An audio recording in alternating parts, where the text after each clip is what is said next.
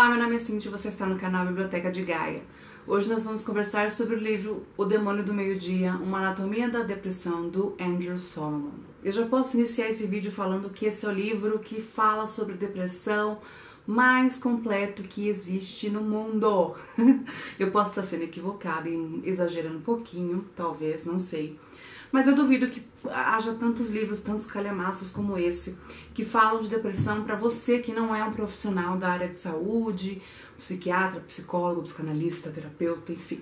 Esse livro fala para todos esses públicos e ao mesmo tempo fala para você que é uma pessoa comum, que não tem nenhuma formação na área de saúde e que quer conhecer mais sobre essa doença, que é a doença do século. Eu preciso dizer que eu amei ter lido esse livro, mas é um livro difícil que você tem que ler aos poucos, porque é muita informação técnica, é muita narrativa de experiência de outras pessoas, contando histórias que deram certo, não tão certo, com recaídas, com derrotas, enfim. É muita coisa, é muita informação, um livro que eu demorei alguns meses para ler. Inclusive eu terminei ele no final do ano passado e fiquei um tempão pensando se eu faria ou não uma resenha desse livro e como eu faria uma resenha dele. Porque é um livro de não ficção, que aborda muitos temas dentro da depressão, desde a depressão, um dos primeiros sinais de depressão, lá na Grécia Antiga, estudado pelos filósofos como Aristóteles, e foi evoluindo até chegar nos dias de hoje, com remédios, tratamentos alternativos, terapias alternativas, enfim, a depressão em si é bem complexa. Bom, dá pra ver que eu gostei pelo número de marcações que eu fiz nesse livro, né? Ele está completamente marcado e dentro também foi um livro que depois de um tempo eu tive que falar para de marcar, porque senão eu vou marcar o livro inteiro. Então eu vou trazer mais algumas coisas que eu achei interessante durante a leitura desse livro. Ele traz a depressão de vários pontos de vistas, em situações das mais diversas, de pessoas que passaram por muitas tragédias na vida, tiveram perdas e, enfim, passaram por muita coisa ruim e acabaram desenvolvendo a depressão. Ele conta a história de pessoas que tiveram uma vida considerada tranquila, dentro de uma família estável, sem dificuldades financeiras e também sofreram com depressão. Enfim, ele vai trazendo aqui todos os pontos de vista dos mais variados para você entender que a depressão não é algo que acontece com um grupo X de pessoas. Que a depressão é uma doença que pode atingir qualquer pessoa. E ela não tem muito ainda a gente não tem ainda uma origem, a causa da depressão. E nenhum tratamento 100% eficaz que cure a depressão. Há estudos que dizem que em alguns casos é possível tratar e ficar curado e há situações em que isso não é possível. E eu posso falar isso já mostrando até a minha experiência, né? Eu sou depressiva crônica, minha depressão ela é taxada pelos médicos como crônica, o que significa que eu vou ter a vida inteira a depressão. Isso acontece porque isso o médico já tinha me explicado e aqui a gente acaba também conhecendo mais profundamente. Bom, ocorre que a depressão, ela pode vir para qualquer indivíduo, aparecer, se manifestar na sua vida por um tempo, após um determinado fato, diante de uma circunstância. Você, às vezes, consegue, com o passar dos dias, dos meses, da semana, dos meses, se recuperar sem nenhum tipo de medicação ou intervenção médica e mesmo assim estar recuperado da depressão. Há situações em que você vai até ajuda, procura ajuda médica, faz um tratamento com medicação, com terapia e acaba se recuperando da depressão e nunca mais tem depressão na sua vida. Há situações também que a pessoa faz tudo isso que eu falei, fica curado da depressão, né? Fica curada da depressão. Depois de alguns anos até ela tem outra crise de depressão por uma circunstância que aconteceu, que deixou ela mal e ela acaba tendo outra depressão, faz o tratamento novamente, se trata, fica curado e nunca mais tem depressão na vida. Mas há pessoas que têm 3 vezes ou mais. E quando uma pessoa tem mais de 3 vezes a depressão, ela já é considerada um depressivo crônico, ou seja, vai precisar de tratamento, sim, medicação, acompanhamento com psiquiatra, com psicólogo, mas a depressão nunca vai ser... Eles não vão esperar mais que ela se cure, que você consiga a cura da depressão. Mesmo fazendo todos os tratamentos que você encontrar, você não vai ser curado. Isso, eles não sabem por que ocorre com algumas pessoas e não ocorre com as outras que acabam tendo 1 ou 2 episódios de depressão e nunca mais ela retorna na vida delas. Mas eles sabem que mais de 3 vezes não tem mais jeito, vamos dizer assim. Eu falo com bom humor porque eu convivo com a depressão, né? Então você acaba tendo, tudo isso que eu tô falando é experiência, mas também tá aqui no livro, tá? Então não tô só aqui narrando as minhas experiências, não. Você vai encontrar isso no livro também.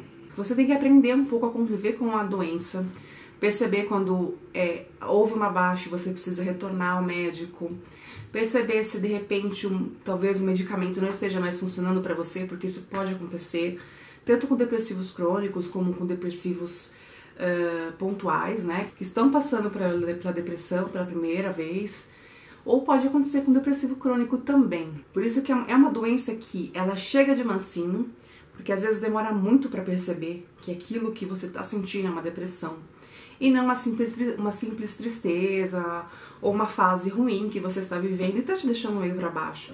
Às vezes a gente tende a confundir, mas todo mundo passa por isso, calma que daqui a pouco melhora. É uma fase ruim que você está vivendo. Pode ser realmente, mas pode ser depressão também. Então é por isso que você precisa procurar um médico para ele determinar se aquilo que você está vivendo é um episódio que vai passar ou se aquilo é depressão. A depressão ela leva ao suicídio. Esse é o fundo do poço de um paciente depressivo, né? É quando ele não vê mais alternativa para a vida e resolve acabar com a própria vida. É como se o sofrimento que ele tem é tão grande, tão insuportável e ninguém pode ajudar. E ele acaba chegando à conclusão que tirar a própria vida é a única forma de fazer isso parar, essa dor passar. A depressão, ela é muito parecida com um buraco no peito. É como se a gente sentisse um buraco enorme, um vazio medonho. A gente perde objetivos, perde os sonhos, ou perde a vontade até de sonhar, perde até a vontade de ter objetivos, perde o interesse pelas coisas que a gente ama, pelas pessoas que a gente gosta, perde-se o interesse pela vida como um todo. O cenário ao nosso redor, durante uma crise de depressão, fica tudo cinza, fica tudo sem cor. Aqui a gente acaba conhecendo a posição de Aristóteles, que foi um dos primeiros a estudar a depressão, que na época era chamada de... Bom, ela teve vários nomes, mas o mais famoso, antigo, era a melancolia, a doença da melancolia. Tanto que tem um livro até que fala da melancolia, que eu ainda não li, mas quero muito ler, para entender como era naquele período encarada a depressão. Mas teve uma fase também que o Aristóteles estudava formas de tratar a depressão e por que ela poderia surgir em algumas pessoas, e ele desenvolveu até uma teoria que era muito interessante. Ele chamava a depressão, durante um período, como doença da bile negra. É como se o seu corpo produzisse uma bile negra e ela acaba tomando conta da pessoa e deixando ela melancólica, deprimida. Como hoje a gente entende com a deprimida, mas eles associavam mais a melancolia, assim, um sentimento mais próximo. Então era uma doença física. E existia uma gama imensa de tratamentos alternativos que eles faziam para tentar tratar esses pacientes melancólicos. Só que nenhum desses tratamentos funcionavam eficaz, né? Não tinha uma eficácia correta, comprovada. Era mais assim, tiros no escuro, sabe? De tratamentos desde tomar uma gema de ovo com vinagre, azeite e um pouco de terra vermelha, e a tratamentos como ingerir, fazer banhos de infusões de ervas, ou ingerir ervas das mais bizarras até você vomitar, enfim, tudo que você imaginar de loucura, esses estudiosos, os médicos da época, eles indicavam para os pacientes que estavam passando por essa melancolia a fim de tratá-la. Mas a teoria mais avançada que se teve foi essa da bile negra, né? Depois ficou só bile, enfim. Mas hoje a gente sabe que não tem nada a ver com a bile, né? Tanto é que eu não tenho mais vesícula biliar, eu já operei, já tirei a vesícula biliar e ainda tenho a depressão. Então não tem nada a ver com a bile, né? É claro que isso já estava comprovado há muito mais tempo, mas Se alguém ainda acha que isso pode ser verdade, estou aqui como prova para dizer que não. E o livro vai mostrando historicamente como foi as fases da depressão, como ela foi tratada em diversos períodos, em regiões. Tem curiosidades, né? Isso acaba sendo um pouco de curiosidade até. Enfim, eu poderia ficar aqui falando horas e horas e horas sobre esse livro, porque tem muito assunto. Mas eu vou finalizar esse vídeo com alguns trechinhos do livro, diferentes trechos, para vocês entenderem como é a escrita do autor, o que ele trata, e entender um pouquinho como funciona, num contexto geral, a escrita desse livro. Bom, logo no começo do livro, no primeiro capítulo, que é intitulado A Depressão, o primeiro parágrafo, ele resume a depressão de uma forma assim, que ela não é a mais completa, mas é bem aceitável para quem já viveu essa experiência e compreende um pouquinho desse sentimento. E eu vou ler esse parágrafo para vocês. A depressão é a imperfeição do amor. Para poder amar, temos que ser capazes de nos desesperarmos ante as perdas, e a depressão é um mecanismo desse desespero. Quando ela chega, destrói o indivíduo e finalmente ofusca sua capacidade de dar ou receber afeição. Ela é a solidão dentro de nós que se torna manifesta e destrói não apenas a conexão com os outros, mas também a capacidade de estar em paz consigo mesmo. Embora não previna contra a depressão, o amor é o que tranquiliza a mente e a protege de si mesma. Medicamentos e psicoterapia podem renovar essa proteção, tornando mais fácil amar e ser amado.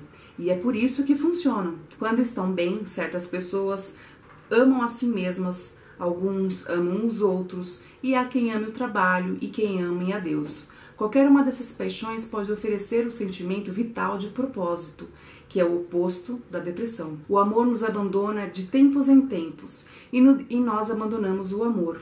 Na depressão, a falta de significado de cada empreendimento e de cada emoção, a falta de significado da própria vida se tornam evidentes. O único sentimento que resta nesse estado despido de amor é a insignificância. Isso resume bem o comportamento do depressivo. Eu digo, eu posso estar errada, mas eu digo que quando eu estou numa crise de depressão, eu fico egoísta. Nada para mim tem importância. Eu posso ter ao meu lado uma pessoa vivendo um problema horrível, mas por mais que eu queira me importar com o que a pessoa está vivendo, eu não consigo. Eu fico como tudo insignificante. Então esse resumo foi perfeito. Aí muita gente fala, isso é tudo coisa da sua cabeça, você fica pensando em besteira, por isso que você é depressivo. Olha aqui. Quando se é autoconsciente demais, é difícil estar completamente feliz. Adoro beisebol, e quando vejo aqueles caras no estádio tomando cerveja que parecem não ter a menor consciência de si mesmos e de suas relações com o mundo, sinto inveja. E é bem assim que a pessoa que tem depressão se sente. Ela vê as pessoas ao redor dela levando a vida, consegue levar a vida com as dificuldades, com os problemas, mas consegue levar a vida. E a gente fica meio que de mãos atadas. É como se o nosso problema fosse tão grande, mesmo que a gente saiba que não é. A depressão, ela impossibilita, ela incapacita o ser humano. Agora falando o último trechinho que eu vou ler pra vocês, que senão eu vou ficar aqui lendo o livro, vou acabar lendo o livro inteiro. De algum modo parcialmente similar, o cérebro que entrou em depressão algumas vezes continuará a retornar à depressão repetidamente. Isso sugere que a depressão, mesmo que ocasionada por tragédia externa, no fim das contas muda a estrutura do cérebro, assim como sua bioquímica. Aí vem, isso ele fala mediante uma pesquisa, que o pesquisador aqui no caso, ele chega à seguinte conclusão: então a depressão não é uma doença tão benigna quanto a gente imaginava, já que ela tem a capacidade de mudar a estrutura do cérebro, que é isso que é a única coisa que eles conseguiram descobrir do depressivo crônico. De alguma forma, a doença quando veio, ficou no paciente de alguma forma, fez alguma alteração no cérebro dele que marcou. Então ele para de tomar o remédio, ele vai cair em depressão de novo.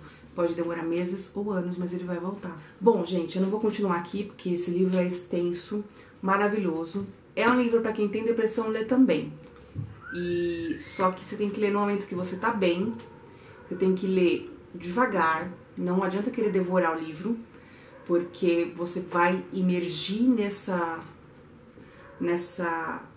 doença de uma forma que para um depressivo vai fazer muito mal, vai fazer você se afundar. Então leia, mas leia devagar.